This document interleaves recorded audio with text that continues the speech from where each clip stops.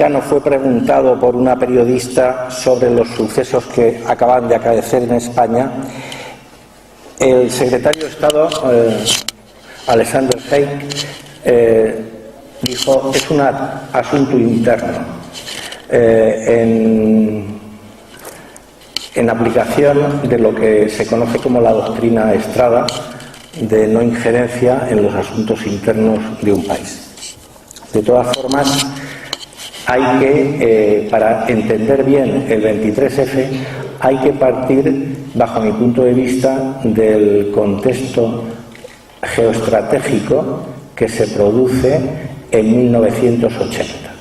En 1980 es el momento en que se produce en Estados Unidos la campaña presidencial por la cual el candidato republicano Ronald Reagan va a llegar, después de las elecciones primarias y de las elecciones generales, va a llegar a presidente de los Estados Unidos.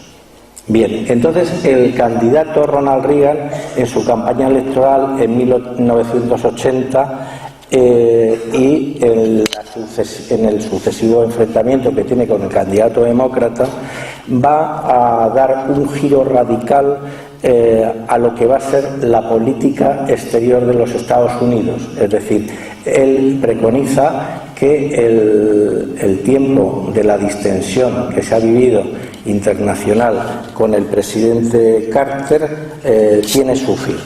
Y entonces él lo que propugna, como digo, es un cambio, un giro de 180 grados en la política exterior, basada básicamente en tres pilares esenciales. El primer pilar es el presupuesto de defensa. Él defiende que si llega a ser elegido, el presupuesto de defensa del año 81 doblará el presupuesto existente en el último año del presidente Carter, y en el año 85 este presupuesto se triplicará, con objeto de establecer lo que se conocerá más tarde como el plan de la guerra de las galaxias, que sería, junto con la guerra de Afganistán, una de las razones por la que se hundió la Unión Soviética en 1991. El segundo pilar de esta nueva política exterior es el respaldo a dictaduras de países amigos como Argentina, Chile, Uruguay. Y el tercero es respaldar la guerrilla en aquellos puntos en que ésta se enfrenta a la Unión Soviética. Es decir, que él durante su mandato apoyará, como todos sabéis, a la guerrilla del Unitá en Angola, a la contra nicaragüense en Nicaragua y después a los talibanes en Afganistán. Bien, entonces la hipótesis que el grupo de asesores de Ronald Reagan entiende es que este nuevo giro de 180 grados genera una hipótesis probable, como conocemos los militares, y la hipótesis probable es que pueda eventualmente existir un enfrentamiento nuclear de tipo táctico en el teatro europeo entre la OTAN y el Pacto de Varsovia. Bien, entonces, dentro de esta hipótesis probable que se maneja en el Pentágono, la política exterior de la nueva administración, una vez ganadas las elecciones, es controlar las dos orillas del Mediterráneo. Es decir, el control de las dos orillas del Mediterráneo se vuelve esencial para permitir el despliegue de la sexta flota, para generar un eje logístico y operativo que va desde las Islas Azores, pasando por Rota y Chipre a Israel, como para defender el bastión más importante que tiene la política norteamericana en el Oriente Próximo. Bien, lo que es importante es ver cómo desde el año 80, que es el noviembre cuando se producen las elecciones presidenciales norteamericanas, durante esta segunda parte del año 80 y el año 81, tienen lugar los siguientes acontecimientos. En septiembre de 1980 existe un golpe de Estado en Turquía, al frente el general Evren, por el cual se derroca al gobierno liberal democrático turco. En noviembre de 1980, Grecia se reintegra en el mando militar de la OTAN del que había salido en 1974. En enero de 1981 se firma un tratado con Marruecos y se le refuerza militarmente, dotándole de carros de combate y aviación de interceptación. En febrero de 1981 está el golpe de Estado fracasado en España. En marzo de 1981 se produce el golpe de Estado en Mauritania, apoyado por Francia y por Marruecos. En marzo también del 81 se produce en Portugal el intento de derrocar de la presidencia de la República a Ramalho Eanes, que es el único vestigio que queda de la revolución de los claveles.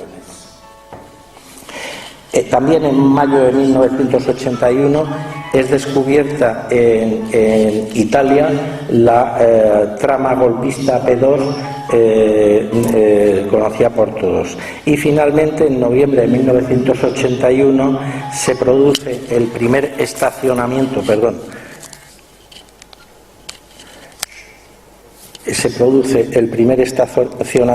de tropas americanas en Egipto.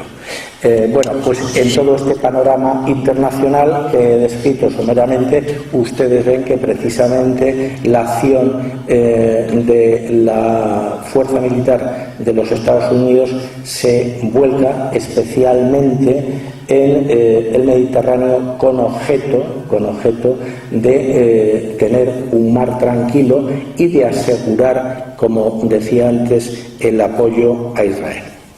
Entonces, en esta época, lógicamente, en este giro de política estadounidense, el ingreso de España en la OTAN se convierte en un factor esencial, de primera necesidad para los intereses estratégicos de los Estados Unidos. Es decir, que el ingreso en España en la OTAN se convierte en la asignatura pendiente del gobierno español. Pero al frente del gobierno español está el presidente Suárez, que es una persona bastante remisa y refractaria a hacer entrar a España de momento en la OTAN, y entonces Suárez se convierte en un estorbo para la política estratégica en el Mediterráneo de los Estados Unidos. Entonces se convierte en un estorbo por varios motivos. El primero de ellos es, la preocupación internacional que siente Suárez por zonas del mundo que están fuera de su influencia o de su capacidad, como puede ser el caso de Palestina. Después, el planteamiento que Suárez hace en el África subsahariana, que cuestiona todo lo que es la teoría de la cooperación o del neocolonialismo que se produce en África después de 1956, de la guerra de Suez y del abandono por Francia e Inglaterra de sus colonias, aunque no de su influencia en estos países. El tercero sería la participación de protagonismo que Suárez quiere iniciar en Iberoamérica en unas áreas en las que los Estados Unidos no conceden a España, evidentemente, ningún papel. Y después, por último, el acercamiento, como decía, tercermundista que tiene el presidente Suárez con líderes declarados enemigos de los intereses de los Estados Unidos, como son Castro en Cuba y Arafat en la OLP.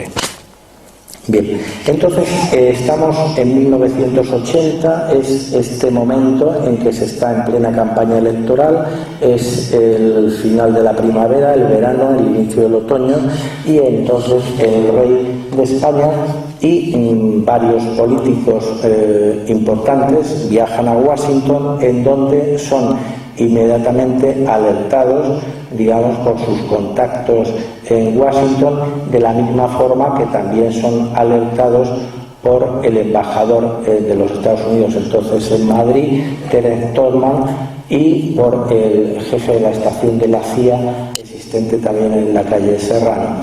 Y digamos que curiosamente, siendo el giro de la política de Reagan total respecto a la de Carter, el embajador que Carter había nombrado, Terence Tolman, es de una forma sorprendente, pero no tanto, conservado en el puesto. Es un hombre, Terence Tolman, que tiene una larga trayectoria y experiencia en países que de alguna forma han sufrido golpes de Estado. Entonces, demos un paso para adelante para centrarnos bien en este tema de la OTAN, y una vez que desaparece Suárez del poder, veremos que sus dos sucesores, Calvo Sotelo en la OCDE y después Felipe González, tendrán muy claro que la pertenencia de España a la OTAN era una condición determinante para llevarse bien con los Estados Unidos. Así, Calvo Sotelo en sus memorias viene a preguntarse que él, desde que accedió a la presidencia, tenía muy claro que la entrada de España en la Comunidad Económica Europea y en la OTAN era una prioridad. Y se pregunta en esas memorias, quizá mi antecesor, el presidente Suárez, tenía la misma percepción, y él mismo se contesta, es probable que no. Felipe González todavía, es decir, el Partido Socialista, se ve convertido en una vocación tardía, pero mucho más entusiasta, digamos, hacia el tema de la OTAN. Como todos ustedes saben, gana las elecciones con mayoría absoluta, 202 diputados, en el año 1982, y en su programa electoral está que de entrada a la OTAN no. Bueno, una vez que llega a la Moncloa, en el año 84 ya borra de su programa electoral, digamos, esa resistencia a entrar en la OTAN, y en el año 86 organiza un referéndum a favor del ingreso de España en la OTAN, que gana.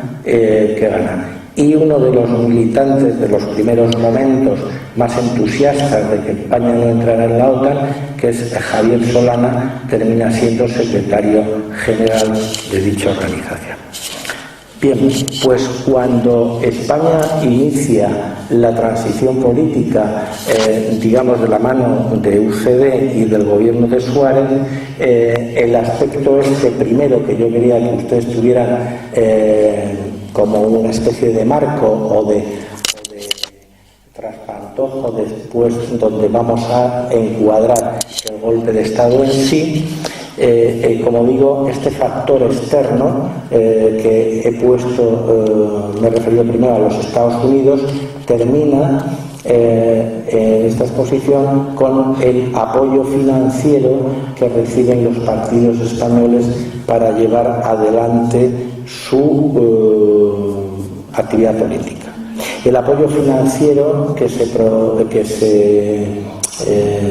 proporciona a los partidos viene todo de Alemania, y viene todo de Alemania, de tres fundaciones que son las que van a financiar en los primeros años y van a aconsejar y por lo tanto van a tener un poder de influencia notable sobre el panorama político español. Estas fundaciones son la Fundación Newman, que va a apoyar a los liberales, pertenezcan a UCD o sean independientes; La Fundación Herder, que va a ser, es una fundación socialdemócrata alemana y va a financiar al PSOE, y la Fundación Konrad Adenauer, que va a ser la que va a financiar a los democristianos. Entonces, en este contexto, como digo, vemos que la política española está completamente supeditada en el plano estratégico a los Estados Unidos, en el plano financiero alemán. Bien, una vez que hablo del factor externo, voy a referirme ahora, ya voy a entrar en el golpe de Estado y voy a referirme lo primero al factor interno.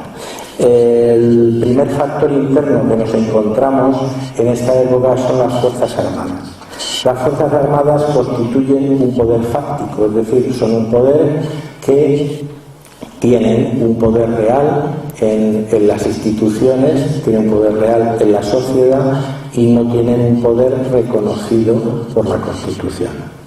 Este poder fáctico se basa en dos motivos. El primero es el testamento de Franco. Cuando muere, ustedes saben que da un testamento donde se dirige a las Fuerzas Armadas en unos términos de permanecer vigilantes, etcétera, etcétera. Y el segundo, que le hace factor poder fáctico, es la inercia del régimen anterior. El régimen anterior estaba encabezado por el general Franco y, por lo tanto, la influencia de las Fuerzas Armadas en la sociedad pues era una cosa evidente sobre la que no me voy a extender. Todo esto, este poder fáctico, consagra dentro de los cuarteles como una especie de legitimidad para tutelar al poder civil. Entonces, es evidente que este poder fáctico en esos días, en esos meses, en esos años, es un poder fáctico crispado. Y está crispado por dos motivos. El primer motivo es, digamos, la sucesión de los atentados de ETA, que, como ustedes saben, se ceban sobre todo sobre las Fuerzas Armadas y sobre las fuerzas de seguridad. Y el segundo es la legalización del Partido Comunista Español en el conocido como Sábado Rojo.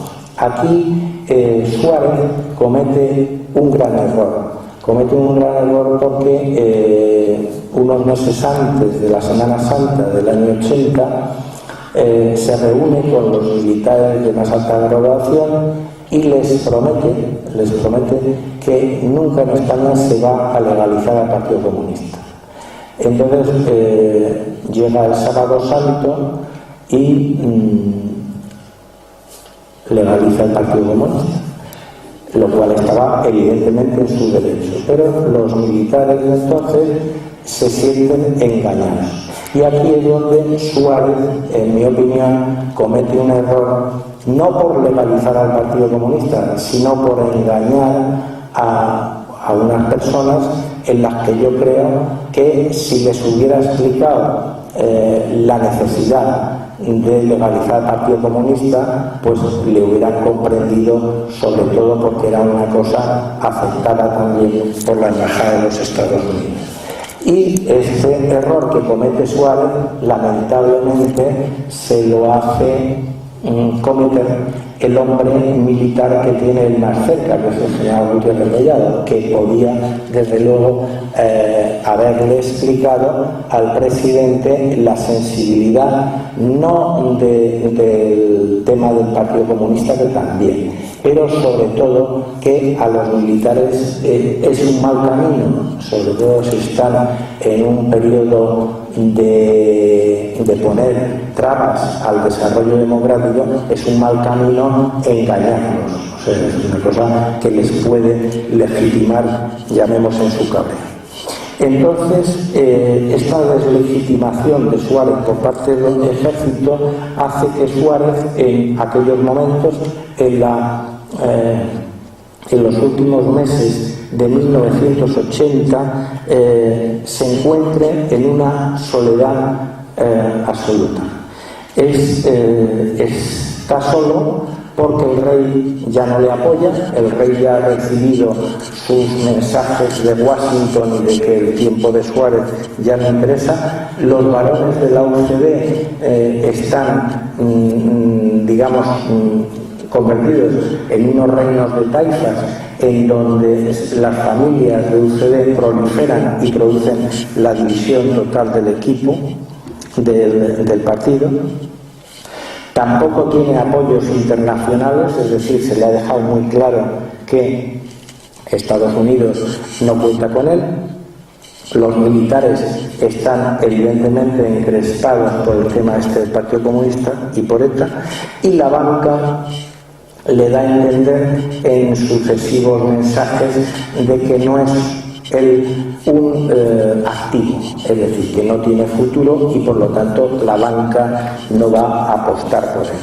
Bueno, entonces la clase política española tira, en mi opinión, por el camino más fácil y más nefasto, que es recurrir al ejército como herramienta de cambio político, un poco recreando lo que había sido el golpismo, no para el golpe, porque ya no se trata de castigar a Suárez por la legalización del Partido Comunista, ni por el desmadre autonómico, ni por nada. O sea, ya de lo que se trata es de tomar el poder. Y entonces para esto se piensa que el mecanismo idóneo es el secuestro simultáneo del Parlamento y del Gobierno. Bien, pues ahora vamos a ver cómo se prepara el golpe, lo que yo llamo la preparación próxima, porque lo que yo he hablado antes pues sería esta preparación lejana, este planeamiento. Ya vamos a entrar, estamos en los últimos meses del año 80 y estamos en las semanas previas al golpe. Bien, el CSIC, que es el servicio secreto, en aquel momento está involucrado en todas las fases del golpe, en la preparación, en la ejecución y después del golpe. Bien, se produce un hecho muy importante en mayo del 80 y es el cese del director del servicio secreto, que es el general Mariñas, y no es sustituido por nadie. O sea, estamos en una época en que se está hablando de ruido de sables, de riesgo de golpe de Estado, y entonces se quita al director, se le manda de comandante general a Ceuta, pero no se nombra el sustituto. Entonces el servicio queda en manos de dos personas, de Calderón, el teniente coronel, y de Cortina, que son el que dirige Calderón el servicio, realmente es el secretario general, y Cortina dirige los equipos operativos. Bien, y son dos hombres de la confianza de Gutiérrez Mellado, de la confianza completa de Gutiérrez Mellado. Durante estos meses previos, últimos del año 80, también se produce el nombramiento del jefe de Estado Mayor, que es el que está situado en la cúspide del ejército, es decir, el que realmente manda el ejército. Y ahí Gutiérrez Mellado presiona para que se nombre al general Gabeiras, que es otro hombre de su confianza, y total por encima de otros tenientes generales pues que tenían, teóricamente quizá más méritos, pero bueno, estos son ascensos por elección, y bueno, pues el hecho concreto es que Gabeiras ocupa esa jefatura, y entonces Gutiérrez Mellado tiene en la cúpula del ejército y en el servicio secreto a gente de su equipo y de su total confianza. Entonces, bien, pues por otra parte, Calderón cuando se ve libre en el servicio secreto, digamos, le encarga al comandante Cortina, a pesar de llevar los equipos operativos, le encarga de todos los temas de involución. Involución quiere decir el área que se dedica a perseguir el golpismo o el riesgo de golpe de Estado en los cuarteles. Bien, pues entonces el área que lleva eso, en vez de llevar eso, queda apartada, y entonces es Cortina junto con Calderón, que van a ser los planificadores y los ejecutores del golpe, los que van a llevar adelante esta tarea involutiva. Bien, por otra parte, es evidente que también el servicio secreto, que está encargado de la autoría intelectual, pero también va a ser encargado de la coordinación y de la ejecución, también se va a encargar del contacto y del ablandamiento de los líderes políticos de todos los partidos, con objeto de que apoyen a este salvador que tiene que venir si se produce en España una situación límite, que es el general Armada.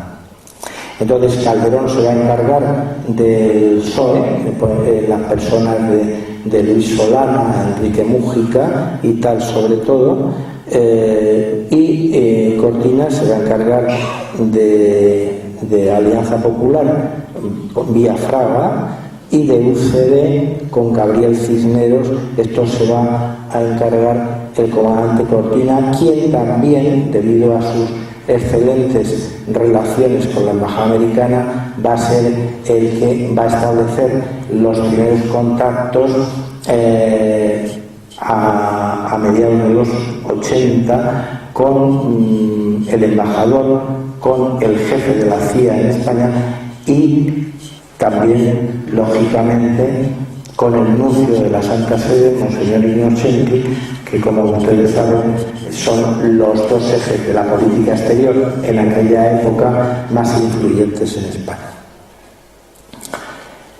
Bien, el general Armada tendrá una reunión en Logroño el día 14 de febrero, en una reunión con el embajador Terence Tolman, en donde le garantizará la salvaguardia de los intereses estratégicos norteamericanos en España. Se recluta Tejero y nacerá dentro de la agrupación operativa del servicio secreto lo que se llamará la sección especial de agentes, que coordinará la llegada al Congreso de los guardias civiles. Es decir, los guardias civiles van a llegar de diferentes puntos, y de lo que se trata es que esas diferentes columnas que van a llegar de Vicálvaro, de Madrid, etcétera, confluyan en el mismo momento en el Congreso de los Diputados.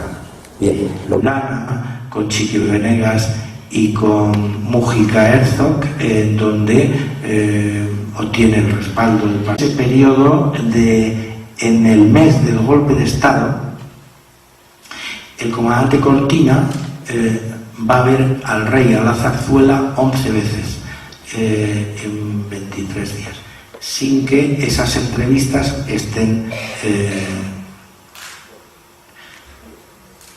codificadas. Entonces, el comandante Cortina es un compañero de promoción del rey, pero bueno, generalmente no es normal que una persona vea en 20 días al rey 11 veces. Entonces, bueno, pues evidentemente tanto Cortina como Calderón están trabajando y haciendo el perfil y la propaganda del general Armada, que tiene que ser el que va a ser ese salvador.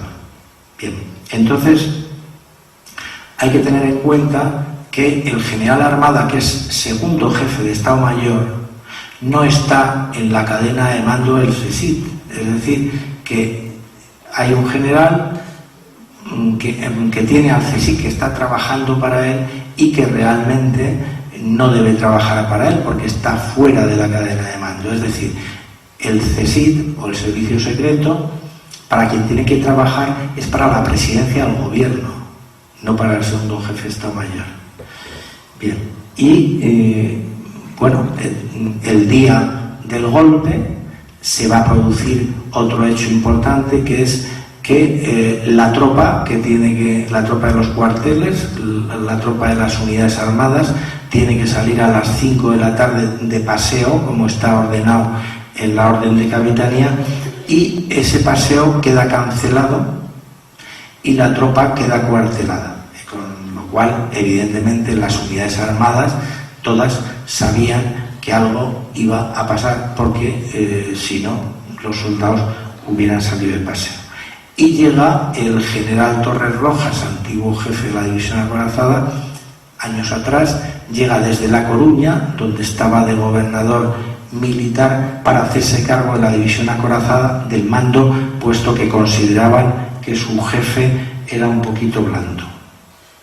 Bien, entonces todos hemos oído, cuando nos han explicado la versión oficial del golpe, en que a veces se ha sacralizado pues una frase como síntoma de que qué bien lo hizo la Casa Real o qué bien lo hizo el rey. La primera, todos ustedes la conocerán, es ni está ni se le espera. Es decir, ni está ni se le espera es lo que dice el secretario del rey, Sabino Fernández Campo, a las 4 de la tarde, cuando le llama el general Juste. El general Juste es el jefe de la división acorazada. Bien, entonces el general Juste llama a la Casa Real y le pregunta si está el general Armada. Y entonces el Sabino le dice, ni está ni se le espera. Primero, Juste, su jefe directo, era el general Quintana, es decir, el capitán general de Madrid. Entonces, está llamando a Zarzuela como si fuera una agencia de información, la Zarzuela, es decir, ¿cómo va a llamar un general de división fuera de la cadena de mando y que no tiene que ver nada con Zarzuela a las 4 de la tarde diciendo si está ya armada? Entonces, y Sabino dice ni está ni se le espera, cuando debía, lo lógico, desde un punto de vista oficial, es decir, ¿y tú por qué me preguntas si está aquí armada si no sabe nada? No, ni está ni se le espera. Y después Torres Rojas llega a la división acorazada y está allí al lado de Juste, y el general Quintana, que es el jefe directo de Juste, en donde se puede intuir que este señor que ha llegado de La Coruña no tiene por qué estar allí, pues no le dice Quintana, arreste usted al general Torres Rojas o mándele usted a Capitanía para que me explique qué está haciendo aquí. O sea, se queda allí al lado el uno del otro, y entonces, bueno, pues totalmente improcedente dentro de los protocolos militares. El golpe se desarrolla como una operación de operaciones especiales dividida en varias fases. En la primera fase, Tejero irrumpe en el Congreso de los Diputados, y una vez que irrumpe en el Congreso de los Diputados se inicia la segunda fase, que es la publicación en Valencia de un bando en base a los acontecimientos que han sucedido en Madrid, y en esta situación es cuando tiene que producirse al poco tiempo la tercera fase. La tercera fase debe ser la llegada de Armada, es decir, del Salvador, a ese supuesto anticonstitucional máximo que ya no es supuesto, ya es real, pero ha sido creado por los propios golpistas. Bien, entonces esta tercera fase es donde falla el golpe. Es lo que podríamos llamar los desencuentros de la tercera fase. Entonces el general Armada llega al Congreso y comete un error gravísimo, puesto que al ser preguntado por Tejero, en vez de decirle a Tejero, muy bien, teniente coronel, retire a su fuerza, yo ya me quedo aquí, ya me hago cargo de la situación, bueno, voy a entrar en el Congreso, no darle más explicaciones, cosa que en el ejercicio del mando un militar hace perfectamente. Pues no, el general Armada comete, como digo, el error de contarle a Tejero lo que va a hacer. Y entonces le saca a Tejero una lista con los que van a ser miembros de un gobierno de concentración que va él a encabezar y a presidir. Entonces Tejero, bueno, y después le dice que claro, que él se va a tener que ir de allí, que hay 2 aviones esperando en Torrejón para que los cojan y los lleven a Portugal, a Tejero y a sus guardias civiles. Y entonces Tejero dice, para esto no hemos venido aquí, porque 2 días antes Armada se había reunido con Tejero y le había dicho que se iba a formar un gobierno militar, donde el presidente iba a ser él, Armada, y donde el general Milán de Pons iba a ser el jefe de la Junta de Jefes de Estado Mayor, es decir, el jefe de los 3 ejércitos. Bien, entonces digo que comete un error Armada porque no cuenta con el factor humano de Tejero. Es decir, Tejero es un golpista, es evidente. Pero Tejero también es un hombre que tiene un sentido del honor y donde él ha ido a hacer una cosa y de pronto cuando llega allí se encuentra con que ha sido engañado. Y entonces este desencuentro en la tercera fase es cuando Tejero le impide a Armada entrar en el hemiciclo. Y entonces, al no entrar Armada en el hemiciclo, los diputados que ya estaban prevenidos de lo que iba a pasar y que iban de alguna forma a respaldar esa acción de Armada para salir de una situación complicada, pues no tiene lugar. Y ahí es donde fracasa el golpe.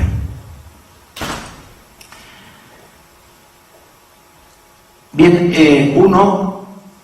yo siempre me hice en aquellas fechas una pregunta, y era, ¿cómo es posible que los golpistas pensaran que una acción, que la acción que estaban ellos propugnando, podía ser legal después de existir un secuestro y haber habido tiros, aunque sin bajas, pero había habido tiros, amenazas, etc. Entonces yo solamente he encontrado una explicación, y es que los políticos conectados por los golpistas y que prestan su apoyo, o bien pertenecen a una izquierda que no cree para nada en la democracia liberal, que es, digamos, lo que los ciudadanos se habían dado en España, o bien unos antiguos fascistas que tampoco tienen ninguna fe en lo que es un sistema democrático, representativo y de pluralidad y de libertad. Entonces, para estas personas, estos diputados, lo importante era el mantenimiento de las formas. Había una situación límite, llegaba un señor y si los que estaban legitimados por el pueblo para estar sentados en las bancadas los votaban, la soberanía popular estaba votando a una solución. Por lo tanto, el tema estaba salvado. Es decir, bueno, para mí era inconcebible, pero bueno, lo que sí es evidente es que los que planearon esto, con los que después tuve ocasión de hablar repetidamente, reiteradamente, te soltaban este disco. O sea que lo importante era que si un diputado vota, desde el momento que está investido de esa autoridad del pueblo, pues ya es legal la votación, haciendo abstracción de cómo se había llegado a ella. Bien, por otra parte, existe otra frase muy conocida, además de ni está ni se le espera, que es otra frase que también dice Sabino a Armada, cuando Armada se va hacia el Congreso de los Diputados y entonces le dice: bueno, pero hazlo a título personal. Es inconcebible.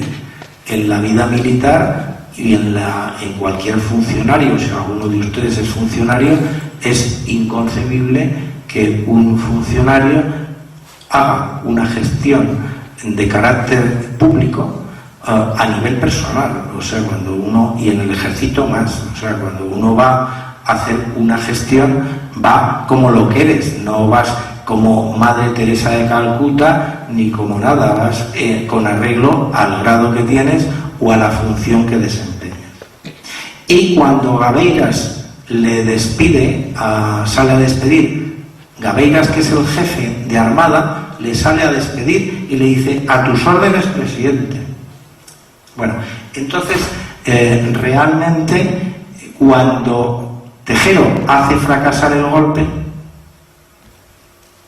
se ve que el fracaso no entraba en los planes de los golpistas, porque lo que se ve rápidamente es que no existe un plan alternativo y toda operación militar o política, evidentemente una de las condiciones que cuando uno planea una operación, repito, militar, política, diplomática o comercial, siempre hay un plan alternativo. Es decir, cuando las cosas no te salen, pues tienes que tirar por algún sitio. Aquí en este caso no existe plan alternativo.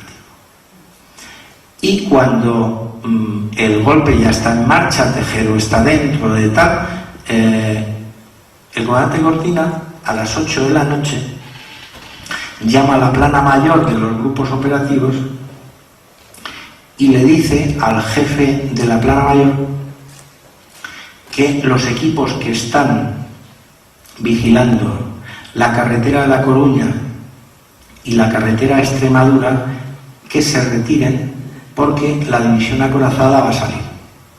Es decir, que el servicio secreto, en el momento que va a salir la fuerza operativa más importante que en Madrid, bueno, pues en vez de buscar información, que es su obligación, entonces se les ordena retirarse para dejarles el camino libre. Bien, ¿qué hacen los Estados Unidos en las fechas inmediatas al golpe? El día 19 se decreta, el día 19 de febrero, se decreta la alerta máxima en la base de Torrejón de Ardoz. Y el 23 de febrero, por la mañana, el Mando Estratégico Aéreo de los Estados Unidos anula con sus aparatos el control radioeléctrico de Español, el que dirige, digamos, todas las comunicaciones aéreas. Rota, la base de Rota, la base de Morón y la base de Zaragoza decretan por la mañana la alerta máxima, como Torrejón había alertado el día 19. Se les dice a los hijos de los oficiales, suboficiales y tropa destinados en estas bases que no salgan de la base, y la sexta flota queda desplegada frente a las costas de Valencia. Bien, pues lo último ya, porque desde luego la paciencia que tienen ustedes conmigo es encomiable, muchas gracias. Lo último es el cortafuegos, es decir, cuando el golpe fracasa, cuando el incendio, digamos, no tiene los objetivos previstos, entonces aparece el cortafuegos. Y el cortafuegos consiste en hacer que Tejero y sus guardias queden aislados como los únicos responsables, es decir, son los que han entrado en el Congreso y son los que han salido por televisión. Durante el 24 y 25 de febrero, Calderón y Cortina ejercen una labor de propaganda en favor del general Armada, cuando éste ya llevaba 12 horas cesado en su puesto. Y vuelvo a recordar que el general Armada tampoco pertenecía a la cadena de mando del CSIC, es decir, que estos agentes que estaban en la dirección del CSIC están realmente defendiendo, bueno, una persona que ya ha sido cesada, pero aparte de ello que no tienen una relación natural de mando con ellos.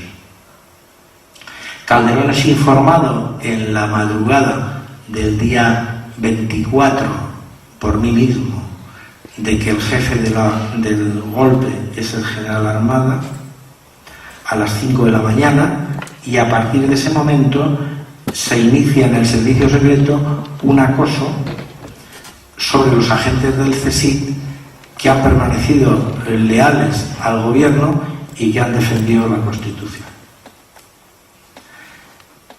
Después, el día 25, se produce una reunión en el servicio secreto donde el jefe de comunicaciones dice que ha interceptado un telegrama,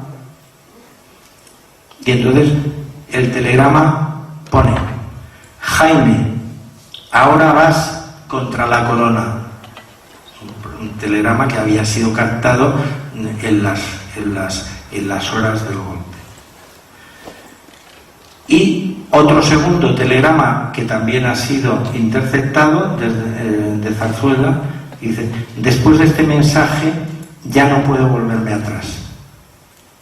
Bien, el informe Jáudenes es el que se consigue abrir dentro del servicio secreto por estos agentes que han permanecido fieles a la Constitución, pero se abre el 30 de marzo, cuando debía haberse abierto inmediatamente de conocerse la implicación del servicio en el golpe de Estado el día 23-24, y se abre más de un mes después de que estos agentes rechazan las ofertas de ascenso y de mejoras que les ofrecen. Oliar, que es el ministro de Defensa en el nuevo gobierno de Calvo Sotelo, tiene una comparecencia en el Congreso de los Diputados, y ante una pregunta me parece que de Izquierda Unida, pero no estoy muy seguro, de cuál había sido la participación del CSIC en el golpe de Estado, dice que había sido ejemplar y que ninguno de sus miembros había estado involucrado en el mismo, mintiendo clamorosamente, puesto que las radios, los vehículos y los agentes y las matrículas falsas que sirvieron para coordinar el movimiento de los guardias civiles salieron del CSIC, y los primeros decretos que iba a llevar Armada a la Zarzuela para ser firmados por el rey habían sido redactados en el servicio secreto. Bien, la obediencia debida será, la obediencia debida que debe un militar a sus jefes, será el argumento que los procesados en el juicio de campamento, los abogados, utilicen para tratar de exonerarles. Y este mismo argumento será utilizado por el fiscal para consagrar de una vez por todas que un militar, si recibe órdenes ilegales, no tiene por qué cumplirlas. Bueno, y finalmente decirles que este informe Jáudenes fue sustraído a las defensas en el juicio de campamento, por lo cual es evidente que ya solo por este motivo el juicio de campamento es nulo de pleno derecho. Y después, como última anécdota, cuando está el fiscal tomándole declaración al comandante Cortina en el juicio de campamento, el fiscal le tiene arrinconado, entonces se hace un alto para comer, y entonces Cortina pide permiso para ya hacer una llamada telefónica. Entonces, según el protocolo, esa llamada telefónica tiene que ser vigilada, es decir, que tiene que haber otra persona delante, y por eso se entiende como Cortina marca un número y le dice a su interlocutor: si este fiscal no para de acosarme, canto lo de Carrero. Lo de Carrero es la voladura del presidente del gobierno en el año 73 sobre el Colegio de los Jesuitas. Y digamos que Galaxia sirve para los planificadores del golpe, para Cortina pensar que un hombre arrojado, audaz, atrevido como Tejero, que está planteándose secuestrar al presidente en Moncloa, pues puede ser el hombre idóneo para efectuar esa primera fase del golpe, porque Tejero, su papel en el golpe es la primera fase, es decir, crear el Argelia, crear el supuesto anticonstitucional máximo. Una vez hecho eso, el papel de Tejero en la planificación del golpe hubiera desaparecido, ya no tenía otro papel que cubrir. No se pretendía en las imágenes del Congreso que estábamos viendo y en declaraciones que hizo Tejero y dijo ante las cámaras, y esto no se ha vuelto a ver. O sea, a mí me lo ordena el rey, pero el rey no aparecía. Vamos a ver, y está grabado. Sí. Vamos a ver, el rey es la pieza clave del golpe, es decir, el rey antes, durante y después es la pieza clave del golpe, es decir, todo se hace alrededor del rey. Armada no es un general que salga por ahí, es un hombre que ha sido preceptor del rey, ha estado destinado de secretario en la casa, de toda la confianza del rey, es decir, si el rey no hubiera querido el golpe del 23 de febrero, el golpe no se hubiera producido. Ahí la gente estaba actuando a las órdenes del rey. Lo que pasa es que los reyes no salen a la calle a hacer los golpes. O sea, claro. Hay otra cosa, ¿no se interceptó una conversación de don Juan Carlos con su padre?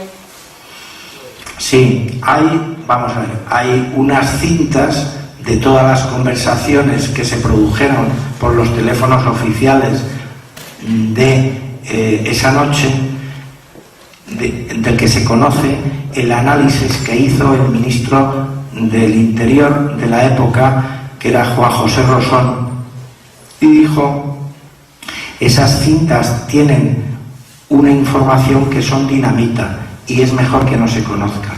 Eso es lo que dijo Rosón sobre las cintas. Y esas cintas, evidentemente, estaba pues todas las conversaciones que había, porque estaba todo el mundo, vamos a ver, yo no sé si me he explicado bien, estaba todo el mundo a la expectativa de a ver qué pasaba. Tejero desencadena el golpe, desencadena el supuesto anticonstitucional máximo.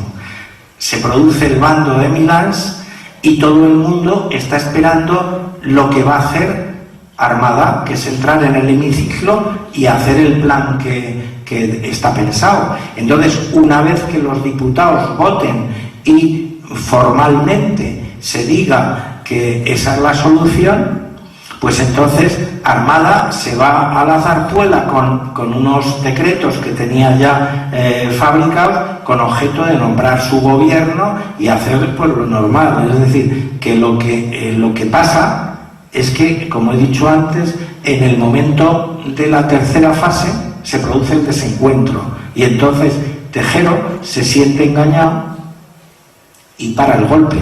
Entonces, ¿qué es lo que pasa? Que cuando Tejero para el golpe de Armada, trata de seguir con su propio golpe, porque está engañado por García Carrés, que le está diciendo que todas las capitanías le están apoyando y que se van a levantar. Y entonces, para elevarle la moral. Y entonces Tejero se lo cree. Y entonces dice, bueno, pues yo voy a seguir aquí porque si me apoya el ejército voy a triunfar. Pero ¿qué es lo que pasa? Que cuando fracasa la opción Armada, que es la opción de los partidos de los militares y del rey, evidentemente, cuando fracasa esa opción, ya la opción de Tejero no le interesa a nadie, nada más que a García Carrero. ¿Qué pinta la cafetería Galaxia? Bueno, la cafetería... La información